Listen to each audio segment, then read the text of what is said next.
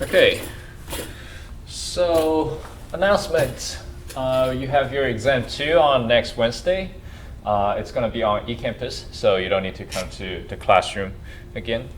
And we're going to finish chapter 8 early, so there will be no class on Monday.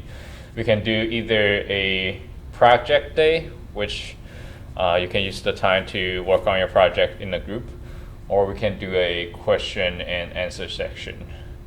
So what do you guys want to do?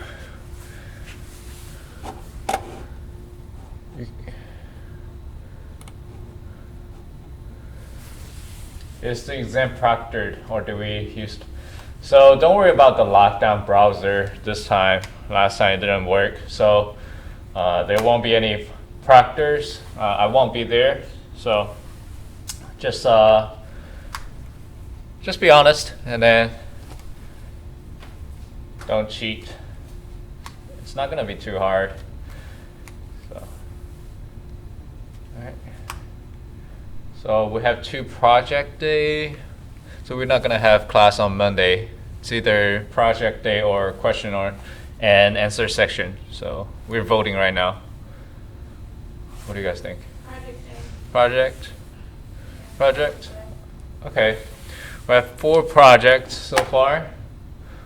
What about the rest of people? Project. Okay. Well, unless we have other opinions, we'll just stick with project day. And if you have different opinions, just type on the chat and we'll do a count at the end of the class, I guess. And right now we have 13 people. So if people don't show up, let's say 10 minutes later, if you guys want to remind me 10 minutes later to check the attendance, I'll give you extra points, plus the one that we had last time. All right.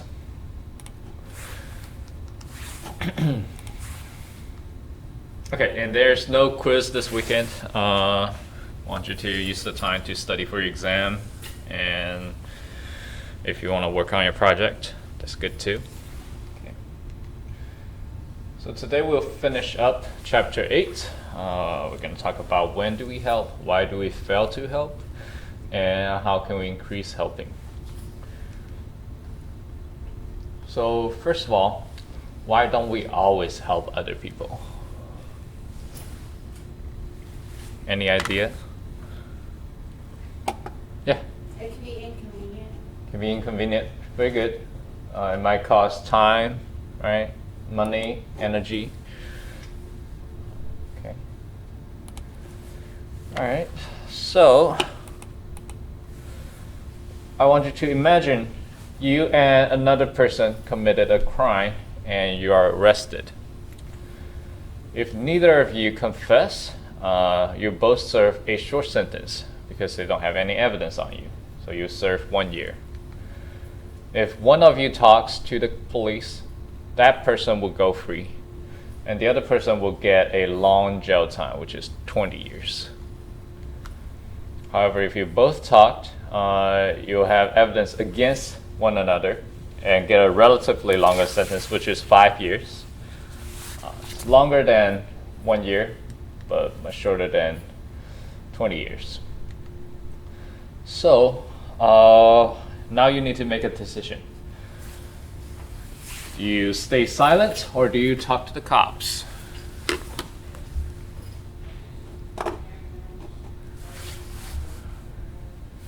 Yeah. So I've learned about the prisoner's dilemma before, and the most logical thing to do would be have you both stay silent, because then you only get 1 year. What happens is it's better for you individually to talk to the cops, so you both wind up talking to the cops and getting a longer sentence. Yeah. So if you, let's imagine that you don't know about the dilemma. If you are in this situation, which one would you choose? And you don't know the other person very well. They're not your friends or your family members, and you don't get to communicate with each other.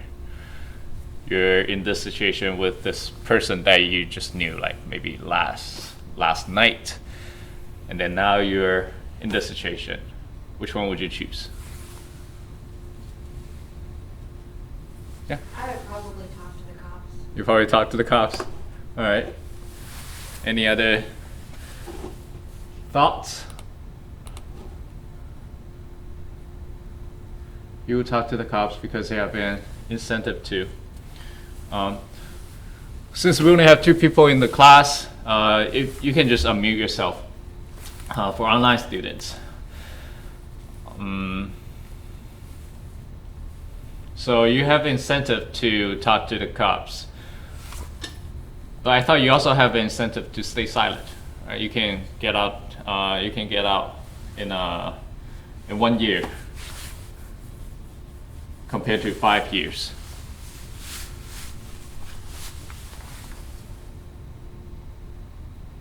Yeah. Because like if the other person confesses, you'll get less years if you also confess. So in that case, you should confess if the other person confesses. If Okay. the other person remains silent, you'll get 0 years instead of 1 year. Uh-huh. So you'll get less years if you confess. So you'll always get less years if you confess. Okay, so it doesn't matter what the other person do. It's better for you to confess. Yes. All right. Okay, very good. So you have 2 choices. You either defect or you cooperate. So when you defect, you get the best or the 3rd best result, which is 0 years or 5 years of prison. But when you cooperate, you get the 2nd best or the worst result, which is 1 year in prison or 20 years in prison. And most people will portray each other because it rewards for better than cooperation and avoids a massively worse result. It's pretty obvious. You compare 0 years to 1 year, 5 years to 20 years. Most people would just choose defect all the time. So the rational choice would be to betray. But if you think about it, if you cooperate, means that both of you don't talk to the police. The prisoners are cooperating, not the police. The prisoner and the police are cooperating. It can be a little bit confusing here. So if you both cooperate, you get. Wait. Hold on. This is kind of confusing. Oh, yeah. So you both cooperate and you don't talk, you get 1 year, right? Because you don't talk to the police. Yeah, it's sometimes I imagine you're cooperating with the police and that messed me up. So cooperate here means that the 2 who got arrested, they're cooperating. They're not cooperating with the police. So what determines if we cooperate with each other or we defect? One is reputation. So our reputation gives others an idea of how we'll respond. If people know that you're cooperators, they know that you're not going to rat, you will get cooperation. But if people know that you always talk to the police, you get deflection every single time. So your reputation influences other people or the situation, whether they cooperate or defect. Also, the construal, that's how we perceive the situation, influences how we'll respond. Let's say, in the situation, do you think that you're playing the Wall Street game or you're playing the community game? So Wall Street game is that you're for yourself, you're being selfish. But when you play the community game is you're thinking about the benefits for both people or of the community instead of yourself. And lastly, it's the culture. We know that in the interdependent cultures are more likely to cooperate compared to independent cultures. Any ideas why? We kind of talked about this. Interdependent culture is also called the collectivist culture. Pretty straightforward, right? Do I need to explain that? You good? Okay. All right. Okay, so strategies. We have the tit for tat strategy. Do you guys remember this? I think we talked about this 2 days ago, I think. So when this is not a one-time deal, so it's not saying that you either cooperate or you defect, and then that's it. Let's treat this situation as a long-term situation. Is that people will start off cooperatively, and they will punish when the other defects, and they will keep acting cooperatively when the opponents cooperate. So in the case that we use, it will be you first cooperate with the other person. You will not talk to the cops. But when the cop says that, oh, the other person talked, and then you should talk. But if the cop tells you that, okay, the other person didn't say anything, you just keep quiet. That's the tit for tat strategy. Can you guys think of another example for tit for tat strategy?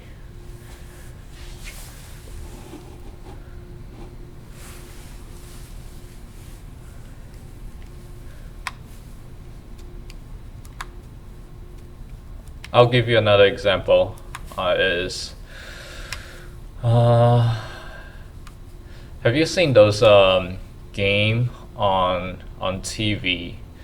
Like you either take the money with the other person, or the other person or you take all the money. I forgot the name of the game. And then if both of you choose to take the money, none of you will get the money. Do you guys know that? That's the version I've heard of this. We did the money one, not the prisoner's dilemma. Could you say that again? I'm sorry. When I first learned of the prisoner's dilemma, yeah. It wasn't actually, we didn't use prisoners, it was money. Okay. Yeah. Yep. So, but that's also like a one-time deal, right? Once you make the decision. But let's say you have couple rounds. You should act cooperatively in the first round, and then you see how the other reacts, and then you base your actions on the other person's decision. So I was trying to find some real life examples, and I couldn't find many, so that's why I was trying to see if you guys have any real life examples. I have one, but I don't want to tell you before you guys give me your examples. I don't know if this would work. Mm-hmm. I'm trying to logic through it. So maybe you're sitting at dinner with a friend and the check comes. Mm-hmm. And you pay the check. Mm-hmm. So both of you could reach for the check and it'd be awkward. Yeah. Both reach for it, but it would, you know. Yeah. But if you don't reach for the check, then and sit back and let your friend reach for it, then it's also awkward because you didn't actually, you thought, oh, this person will pay for me. Oh, Mm-hmm. and that other person might think of you. Trying to logic through it. Yeah. As like a freeloader. Mm-hmm. But if neither of you reach for the check, somebody's got to pay the bill. Yeah. So let's say that you and your friends goes out to eat every weekend, and then one person always cooperate. They always try to reach out for the check, tries to pay for it, and the other person doesn't do that. So eventually, the tit for tat will be the person who's always trying to pay the bill will wait and see what the other person's action, and then they will basically say A sees that B pays for the check, and then the next time A will be like, okay, I'm going to cooperate too. But if A sees B that B is not paying for the check, A will not reach out for the check. Is that what you mean? Yeah. Okay. And it wouldn't be a one-time deal if you go every single weekend with Mm-hmm. your friends. Yeah, very good, very good. That's actually not the example that I thought of. but so Riley says doing the dishes when your roommates clean dishes, but not doing dishes when your roommate fails to clean dishes. Yeah. That's the tit for tat strategy too, and also lending money. Like if they don't pay you back, you don't lend them money anymore. That was the example that I come up with. But yeah, tit for tat strategy, it should be pretty common. Just couldn't think of anything at the time. Can you come up with a better strategy, better than tit for tat? When you make sure people cooperate.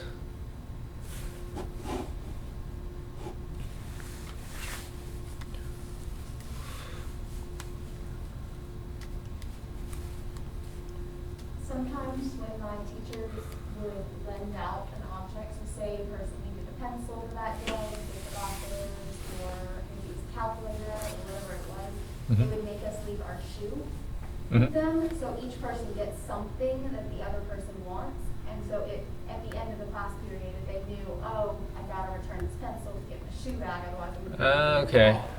Okay, so you need to have something there as a deposit. as a collateral damage. Okay. Yeah. Yeah, that's a strategy too.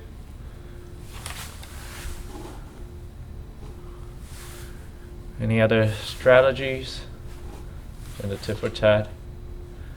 Putting down deposit.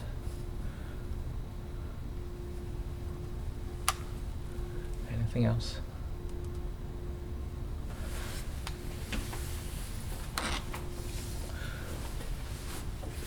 Another strategy will be, I don't know, for me, it will be plan ahead, like talk through, communicate, talk through how you're gonna do this, instead of just doing it without talking to each other.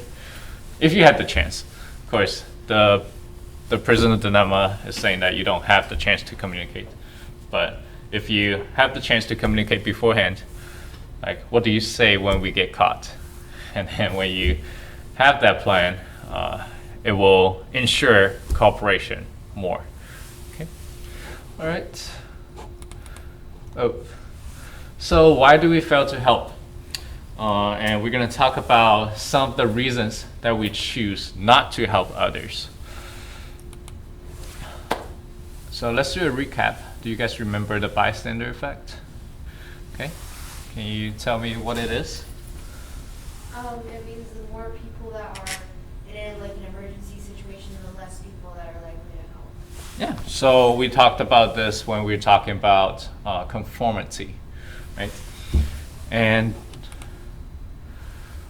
do you remember how can you get other people to help you to avoid bystander effect? Yeah. You can single somebody out and Uh-huh. make it clear you're having an emergency. Very good. Any other strategy? I think we talked about 3 strategies, if I remember correctly. Giving specific instructions. Very good. Give out specific instructions. I think there's one more. I'm trying to think, the specific person, specific instructions, Uh-huh. and, Make it clear you're having an emergency. Yeah. oh yeah. Yep. Make sure people understand the situation, right? Okay, very good. Ooh. Very good. And that's when we were talking about conformity. It also applies here when we talk about altruism. So based on, I don't know how to pronounce them, Latain and Darley, there are 5 stages in the model of bystander intervention. So stage 1 is noticing a person, event, or situation that may require help. Stage 2 is to interpret that help is needed. Stage 3 will be taking responsibility for helping. Stage 4 is deciding how to help, and stage 5 will be the action of help.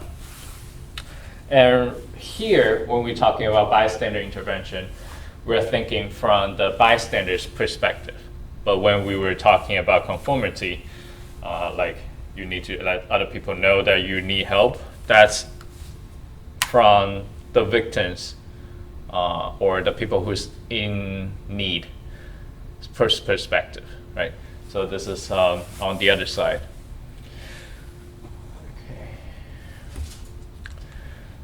So step 1 is noticing the event. One variable that might make us fail to help is that when people are in a hurry, they're less likely to notice the event.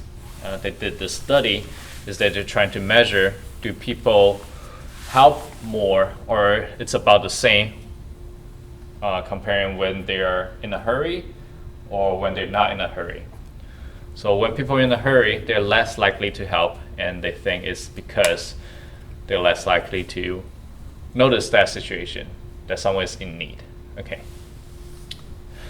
Step 2, in interpreting the help is needed, the pluralistic ignorance can be a variable that makes people fail to help. That's when people think that everyone else is interpreting a situation in a certain way, when in fact they're not. So, do you remember this example, the smoke in the room study? It's also when we talked about conformity. Can someone tell me what that study was about?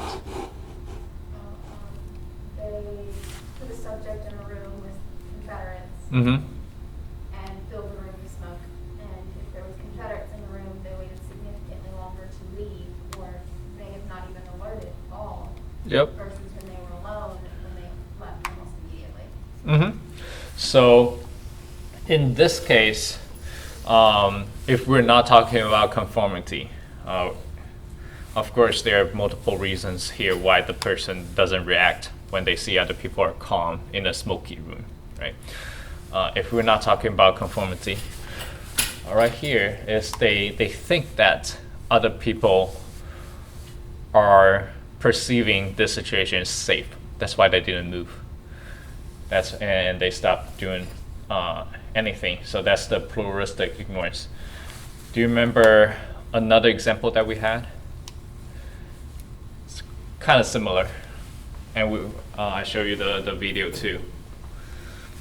It's when people are passing by in a public place, and someone's laying down on the ground.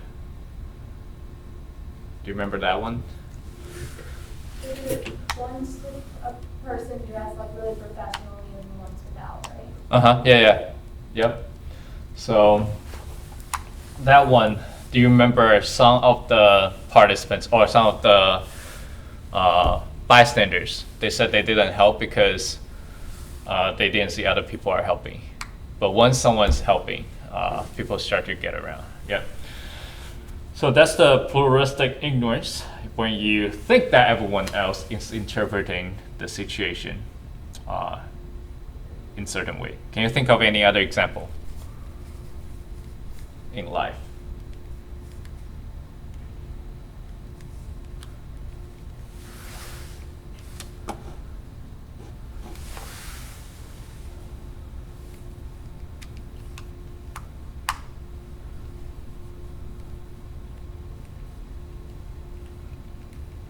I know sometimes it's hard to think when you have only 2 person in a class.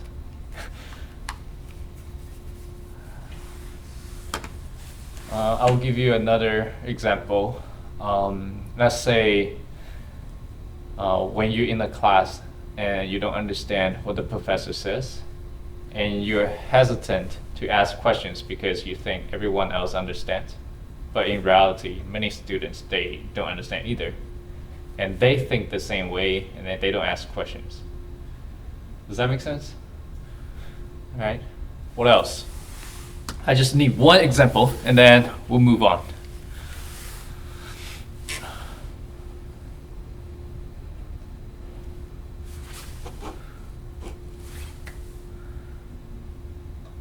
You can talk to each other if you want. I'm thinking of it as a work situation, but then again, Sometimes like it doesn't have to be either. It could be conformity. Because in a lot of situation in real life, it's not like we have one explanation, right? So yeah, if you want to tell us about that. So when you start a new job and they give you instructions, if they give you instructions all at once, you sort of get jumbled and you're just sort of sitting there not really knowing what to do, which you're assuming everyone else knows what they're doing. It may not necessarily be that. It may be that all of your coworkers are just as confused as you are. Yeah, so I don't know if you guys have similar situations before. Is you thought that everyone else understands the situation, and then afterwards you asked them, did you know what he was saying? And then everyone's like, no, I don't. Yeah. Yep, very good, very good. So try to come up with real life examples, since all the exams is going to be situations. All right, so step 3 is taking the responsibility for helping. And something that prevents us to help would be the diffusion of responsibility. And that's saying the sense of responsibility decreases as the number of bystanders increases. Right? That's the diffusion of responsibility. Because we talked about bystander effect, but we didn't talk about the technical terms for why this is happening, right? And then step 4 will be decide how to help. It's the feeling of incompetence might prevent you to help the other person, and that's when you don't know how to help. One example is they did this study. Is they have someone pretend that they broke a bone, and then they looked at medical students versus other students.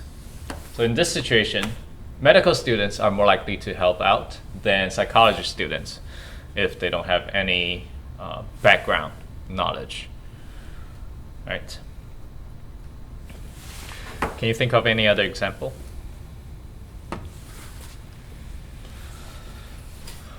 The feeling of incompetence that prevented people to help out.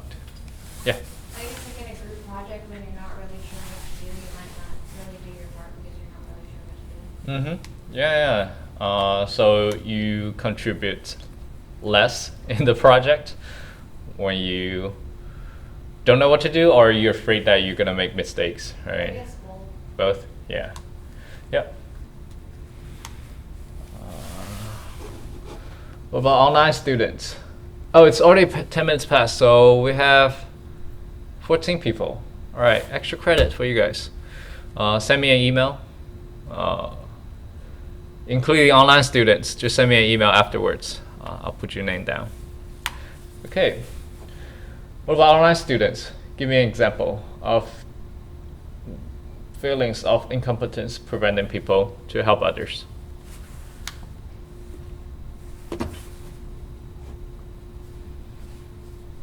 And you can unmute yourself, so you don't need to type.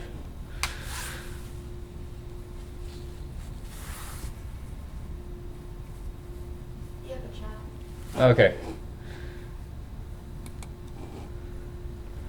When you ask us to give examples and none of us do because we assume someone else will have a better one, that's the diffusion of responsibility or the feelings of incompetence? Which one is it? Or both? It can be both. Can be both? Depends, if you've heard of that concept before, Uh-huh. then it's easier to give that example. Yeah. If it's the first time you've ever heard that word and you're like, what does that mean? You may sit back a little longer and think a little longer while someone else gives an example. Yeah. All right. That's a good example. All right. So now let's go into discussion. It's going very fast because we don't have many discussion today, and we'll probably end the class early. So, is there a gender difference in helping?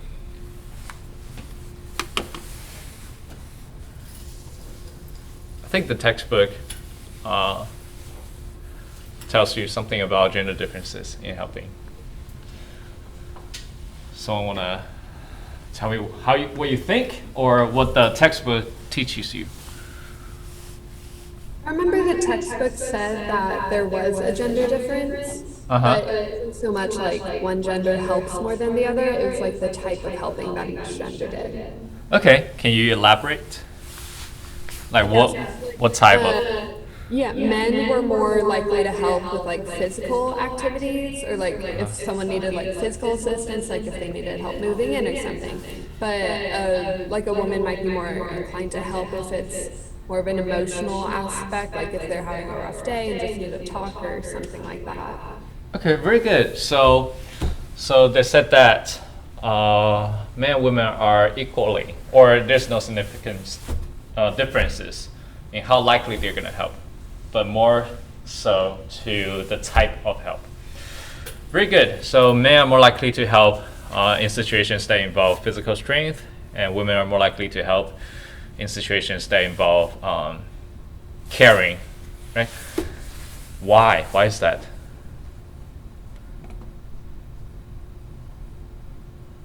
Yeah. I think women are trained to be more nurturous in the sense. The Pope also talked about how women are more likely to help with like small things and care.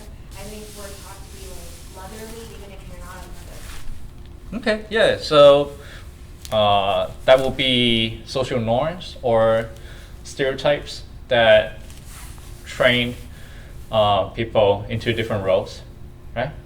Very good. What else? There are a lot of reasons.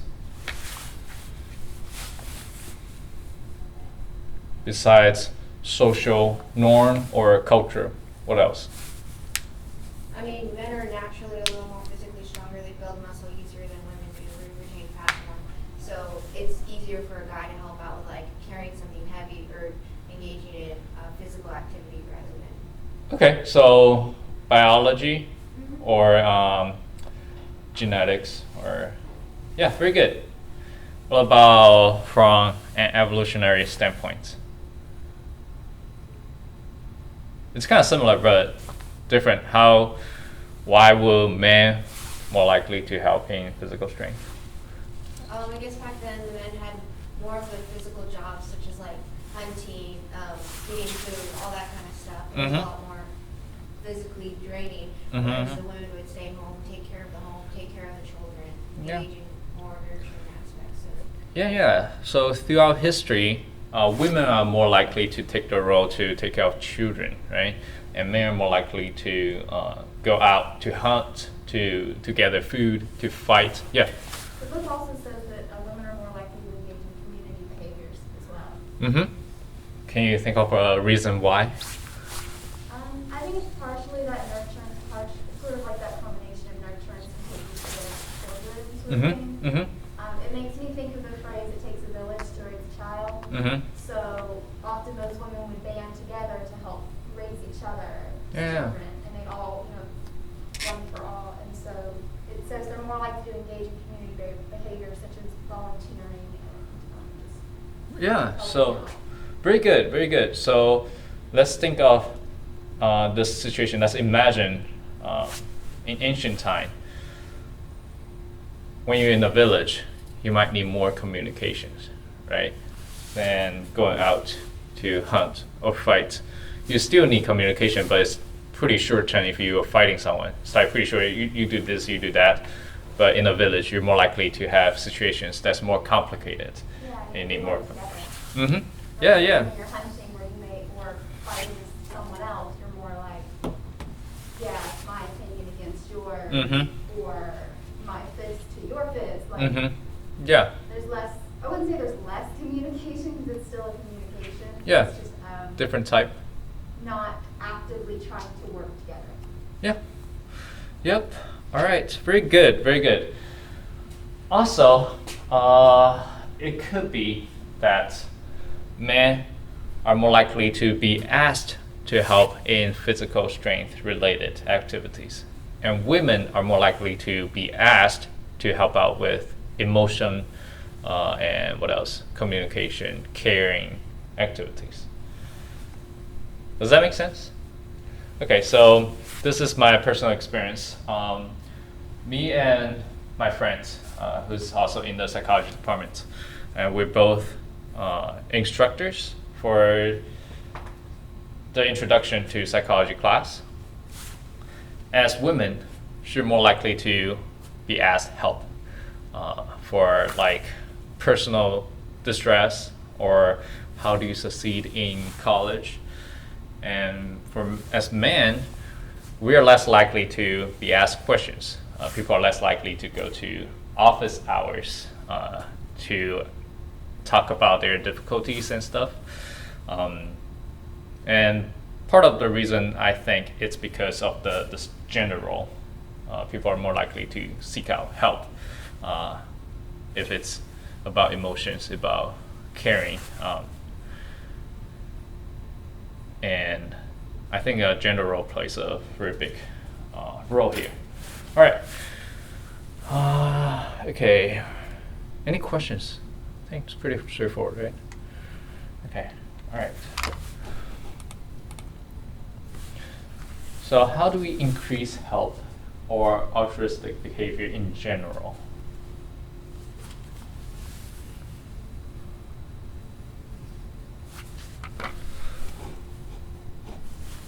I think simply by being a helpful person, you set a good example for others that they should also be helpful. Mm-hmm.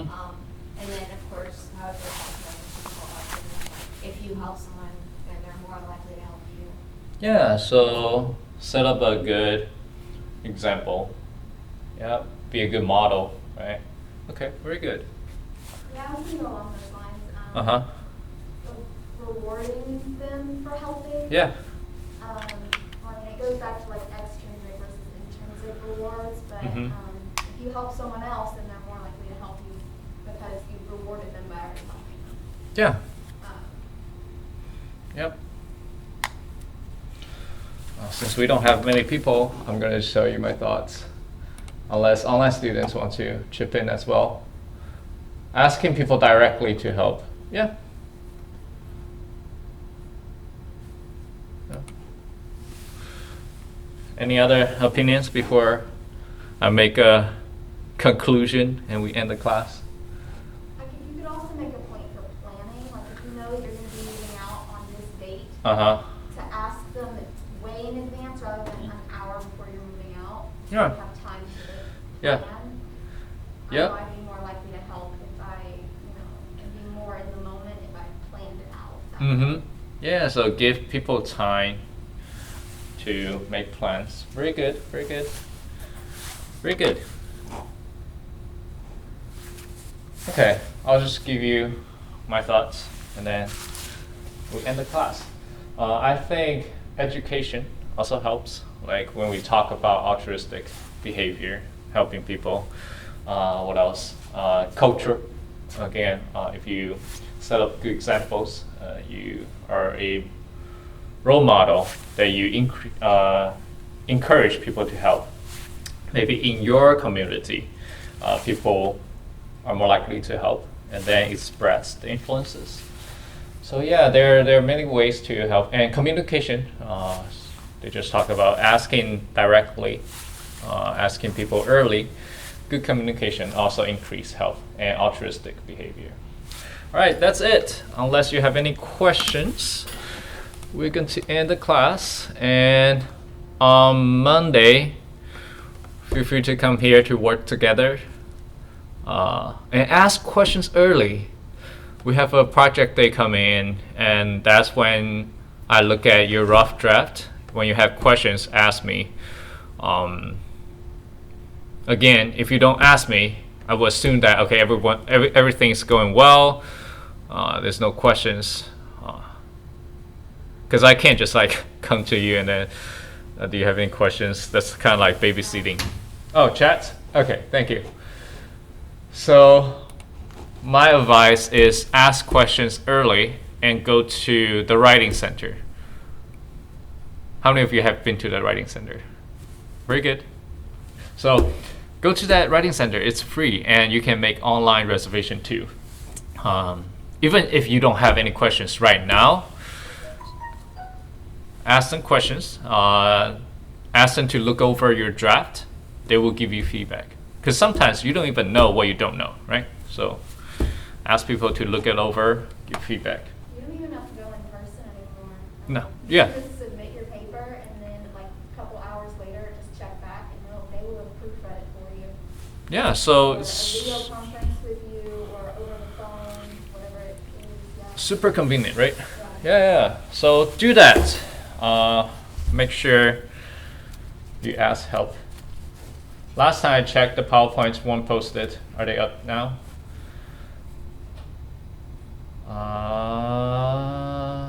No. I don't even remember when's the last time I upload PowerPoints. I will do that. Thank you for the reminder.